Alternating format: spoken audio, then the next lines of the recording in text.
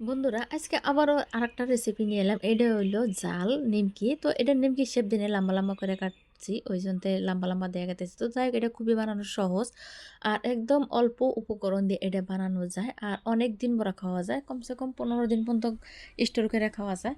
তো চলো কী কী দিয়ে বানাইছি ওইটাই তোমার হাতে শেয়ার করি। প্রথমে নিয়ে নিলাম আমি আটা। তো আটার পরিবর্তে ময়দাও নেওয়া যাবো, কিন্তু আমি আটা দিয়ে বানামু। তারপর দিয়ে দিলাম স্বাদ মতো নুন, এখন দিয়ে দিলাম হলদির গুঁড়া, জিরার গুঁড়া, ধনিয়ার গুঁড়া। এবার দিয়ে দিলাম কারি পাতা, আমি কুচি কুচি করে রাখছিলাম। যদি কারি পাতা না থাকে তাহলে ধনিয়ার পাতা দিলে হবো। তারপর আদা রসুন আর দিয়ে দিলাম কিছু কাঁচামরিচ কাইটা রাখছিলাম ওইটা। আর এখন যেটা দিলাম এটা হলো গরম তেল। গরম তেলটা গরম করে নিয়ে উপরে দিলাম। দেওয়ার পর আরও একটা বস্তু দিলাম, ওটা হলো শুকনা মরিচ আছে না, ওটা অল্প হাত দিয়ে ডইলে দিছি, দিয়ে ভালো করে এটাকে ময়ম মেরে রাখবো। আর যত ময়মটা মারা কম হবো ওটা কিন্তু ভালো হবে না, যত ভালো বেশি করে মারা যায় ততই ভালো।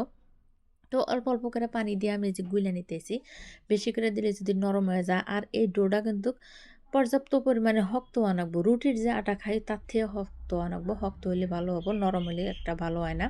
তো যাই হোক, সুন্দর একটা ডো হয়ে গেছে গা, এটা সম্পূর্ণ হয়ে গেছে গা। এখন এটাকে আমি দুই ভাগে ভাগ করে নেব। তো মাছ বরাবর আমি ছিঁড়ে নিতেছি, দুইটা ভাগে ভাগ করে নিমু।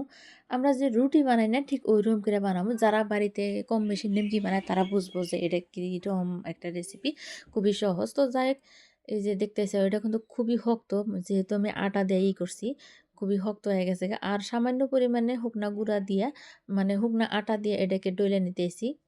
এই যে পাতলা করে একটা রুটি বেলে নেবো। তো রুটিটা বেলা হয়ে গেছে গা, খুবই বড় করে বেলে নিছি। এখন একটা চাকুর সাহায্যে আমি লম্বা লম্বা করে শেপ দিতেছি।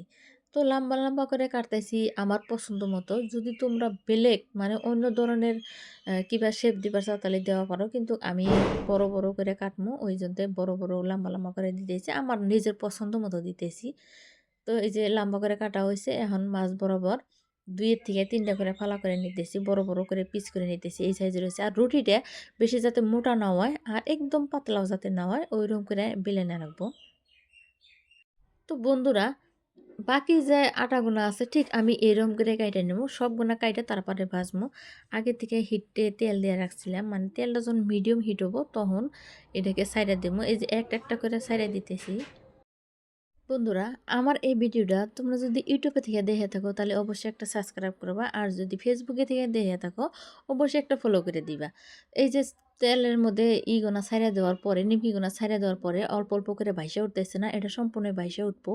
আর এটা খাতে কিন্তু খুবই ভালো লাগে, জাল জাল টাইপের খাতি, খুবই দুর্দান্ত লাগে। যারা মিঠা খাওয়া পছন্দ করো না তারা এই ঝাল ঝাল নিমকিটা বানা খায়া দেখা পারো, অনেকটা ভালো লাগে। তো যাই হোক, এই যে ভাজা হয়ে গেছে গা, মানে কালারটা যখন অল্প বদলে গেছে তখন নামাই নিলাম। তো বাকিগুলো আমি এরম করে ভাইজা নেবো, এই যেবা করে প্রথমে ভেজে নিলাম ঠিক ওরম করে ভেজে নেবো। তো এই যে সম্পূর্ণ ঘনায় ভাজা হয়ে গেছে আর এটা কিন্তু মুসমুসে হয়ে গেছে, একদম নরম, ক্রিসপি। তো যাই হোক বন্ধুরা, আমার এই রেসিপিটা কীরকম লাগছে কমেন্ট করে অবশ্যই জানাবে। ভিডিওটা যদি ভালো লাগে লাইক শেয়ার কমেন্ট করে দিবে। তো আজকের মতো বিদায় নিচ্ছি, আবার আসবো কোনো নতুন রেসিপি নিয়ে। ততটা আমি সুস্থ থাকো, ভালো থাকো।